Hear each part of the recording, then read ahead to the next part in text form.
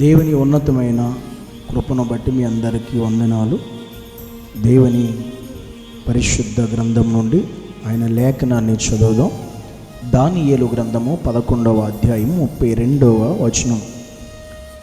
అందుకతడు ఇచ్చకపు మాటలు చెప్పి నిబంధన అతిక్రమించు వారిని వశపరుచుకును. అయితే తమ దేవుని ఎరుగువారు బలము కలిగి గొప్ప కార్యాలు చేసెదరు. దేవుని వాక్యం ఈరోజు మనతో మాట్లాడుతున్న విషయం ఏంటి తెలుసా? ఇచ్చకపు మాటలు చెప్పి నిబంధన అతిక్రమించేవారు కొంతమంది ఉంటారు, వాళ్ళు మేము వశపరుచుకుంటారు. కానీ తమ దేవుని ఎరిగినటువంటి వారు బలము కలిగి గొప్ప కార్యాలు చేతురు అని వ్రాయబడింది. నిజంగా ఎవరు గొప్ప కార్యాలు చేస్తారు, ఎవరి ద్వారా గొప్ప కార్యాలు జరుగుతాయి అనేది దేవుడు మాట్లాడుతున్న విషయం ఈరోజు. నిజంగా దేవుడు మన ద్వారా గొప్ప కార్యాలు చేయాలి, మన ద్వారా గొప్ప కార్యాలు జరగాలి అనుకుంటే ఎలా జరుగుతాయి, ఎవరు చేస్తారంటే దేవుని ఎరిగిన వారు గొప్ప కార్యాలు చేస్తారంట. అంటే దేవుని ఎరగడం అంటే మేము యేసుక్రీస్తుని నమ్మాము, మారు మనసు పొందాము, రక్షించబడ్డాము, బాప్తీసం తీసుకున్నాం, ఆయన సన్నిధికి వెళుతున్నాం, మందిరానికి వెళుతున్నాం, ఆదివారం వెళుతున్నాం, వాక్యం వింటున్నాం, వస్తున్నాం, ప్రార్థన చేసుకున్నాం. ఇది కాదు దేవుని ఎరగడం అంటే. ఇలా ఎరిగిన వారు అనగా దేవుని ఎరగడం అంటే విషయం ఏంటంటే దేవుని ఎరిగిన వారు గొప్ప కార్యాలు చేస్తారు అని వ్రాయబడింది. అంటే దేవుని ఎరగడం అంటే అర్థం ఏంటంటే, ఇప్పుడు ఒక మనిషిని మనం ఎరిగామంటే ఆ మనిషి ఏంటి, ఎలా మాట్లాడతాడు, ఏం చేస్తాడు, ఏమయ్యాడు, అది ఏ మనిషి ఏం చేయగలడు, ఆ మనుషులు ఏమవుతుంది, ఆ మనిషి వ్యక్తిత్వం ఏంటి, అన్నీ కూడా తెలియాలి. ఇప్పుడు కానీ ఈరోజు దేవుని ఎరిగాం అని చెప్పుకుంటున్న క్రైస్తవులు దేవుని ఎరగనట్టుగా ఉన్నారు. రోమాపత్రిక దేవుడు చెప్పినట్టుగా వారు దేవుని ఎరగనట్టుగా ఉన్నారు అని రోమాపత్రికలో వ్రాయబడిన మాట మొదటి అధ్యాయంలో 18 నుంచి 20 వచనాల్లో ఉంటుంది. అక్కడ మనం చూసినప్పుడు అక్కడ కనపడుతుంది అనమాట. ఏంటి అంటే కొందరు దేవుని యొక్క ఔన్నత్యం ఎరిగి, గుణలక్షణాలు ఎరిగి, ఆయన స్థితి, ఆయన పరిస్థితి, సామర్థ్యము, శక్తి అన్నీ ఎరుగుండి కూడా దేవుని ఎరుగునట్టుగా ఉన్నారంట. అంటే అర్థం ఏంటంటే దేవుడు ఫలానాని తెలిసి కూడా అలా ఉండట్లేదు వాళ్ళు.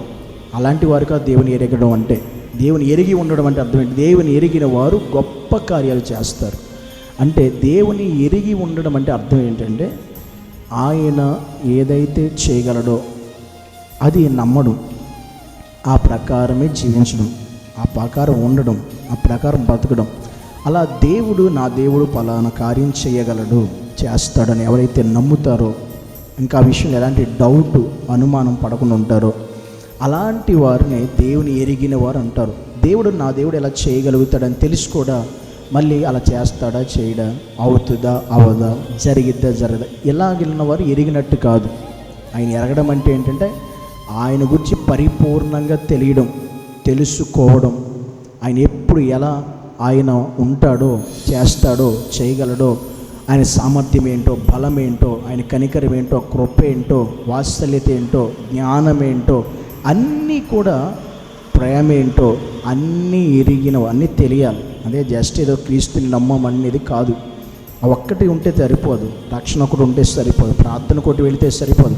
ఆయన పూర్తిగా ఎరిగిన వారమై ఉండాలి. అప్పుడే దేవుడు ద్వారా గొప్ప కార్యాలు మనం చేయగలుగుతాం, చూడగలుగుతాం, మన ద్వారా జరుగుతాయి. కనుక ఈ వాక్యాన్ని అర్థం చేసుకోండి. మనం దేవుని నమ్మిన వారుగా కాదు, ఎరిగిన వారుగా ఉండాలి.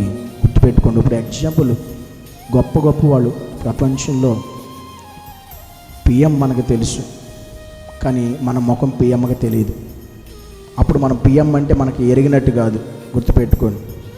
సీఎం గారు అందరికీ తెలుసు, కానీ సీఎం గారికి నువ్వు తెలియవు.